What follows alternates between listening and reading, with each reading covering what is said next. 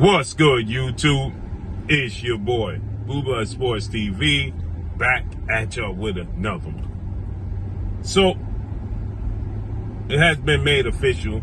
Gervonta Tank Davis is going to fight WBA Super Featherweight World Champion, 130-pounder Lamont Roach out of DC, who has 25 wins, 1 loss, 1 draw, 10 wins by way of knockout.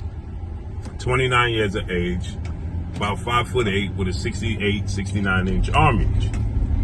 Now, the issue that people have here is that not with Lamont Roach, is that the choice of opponent and the time that Tank Davis had to choose a different opponent, and he chose a 130-pounder, right? Now, you're gonna hear people try to tell you that he ain't have a choice, right? Because Shakur Stevenson ducked him, or Shakur Stevenson ducked him, or Devin Haney ducked him, and those are all lies, man. The man that ducked him is Vasyl Lomachenko. And Tank Davis at 30 years of age, 30 wins, no loss, no draw, 28 wins by way of knockout, 3-division champion, and considered one of the faces of the sport of boxing. The expectations is higher than this, period. And people are trying to justify it, and Tank is trying to, in my opinion, artificially drum up a rivalry with Lamont Roach right now, right? He's taking to social media. He's trying to create a drama between the two. Now, they have history. They fought in the amateurs, but nobody linked the two together as professionals in their careers right now. Nobody. Lamont Roach fought Jamel Herring. He lost to Jamel Herring. He was dropped in that fight with Jamel Herring. He got a draw on his record. He just recently had his breakout fight and performance when he beat a guy that Tank Davis had knocked out and came back and fought Lamont Roach and Hector Garcia. Hector Garcia was on nobody's radar because Hector Garcia, too, shocked the world unexpectedly when he beat Chris Colbert. And then after he beat Chris Colbert, these are all 130-pounders. Chris Colbert, 130-pounder.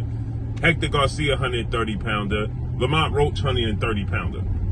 Right? They got their own little triangle going on. And Tank Davis is dipping his hand and plucking him out because he can. Because he's in a position of power. That's why. Right? And so with that said, at this stage in Tank Davis's career, you expect heavy is the head that bears the crown, or don't bear the crown, right? And the expectations is for Tank Davis to fight the best that is available, and he's not doing it. And plucking up 130-pounder Lamont Roach ain't it. And the fans ain't trying to hear it. His fans ain't trying to hear it. His hardcore, rabid fan base is not trying to hear it. They ain't happy with it. Plain and simple. They not happy with it. And he know they ain't happy. And right now he's trying to, again, like I said, so he's taking to social media, telling Lamont Roach, don't get out of pocket, don't get out of hand, he could get knocked out. That's expected. It's expected for Lamont Roach to get knocked out in this fight. It's expected. Right? People said that Shakur Stevenson ain't fight nobody. Get this. Shakur Stevenson ain't fight nobody. Devin Haney ain't got no power. Well, Lamont Roach, knockout percentage, you got 10 knockouts. It's 40%. Devin Haney's is 48%. And Shakur Stevenson beat the man that beat Lamont Roach in Jamel Herring. He stopped Jamel Herring. Jamel Herring beat Lamont Roach. Make it make sense. Y'all say Shakur Stevenson ain't fight nobody. He ain't earned the opportunity. He got to do better. So what did Lamont Roach do to deserve the fight? We got to make this make sense. Lamont Roach lost to Jamel Herring. Shakur Stevenson stopped Jamel Herring in a title fight. In a title fight. He stopped Jamel Herring. Right? Lamont Roach lost to Jamel Herring and was dropped by Jamel Herring. Shakur beat Jamel Herring, no disrespect to Jamel Herring, but he beat Jamel Herring from pillar to post. From pillar to post. He beat Jamel Herring every single round. Wasn't even close. It wasn't competitive. And then he stopped him. He beat him and then he stopped him. So, make this make sense. So, Tank is telling Lamont Roach on social media, you better pipe down before you get stopped. You're supposed to stop him. You're supposed to stop him. He's not getting the response. This fight is not getting the response that he expected. And they're going to bolster the undercard to make sure this card is successful. And then they're going to tell you that Tank Davis was successful. These are the tricks of the trade. These are the tricks of the trade. Period. This is an artificial situation because nobody was even linking Lamont Roach and Tank Davis together. Nobody. Not right now. Not in recent time.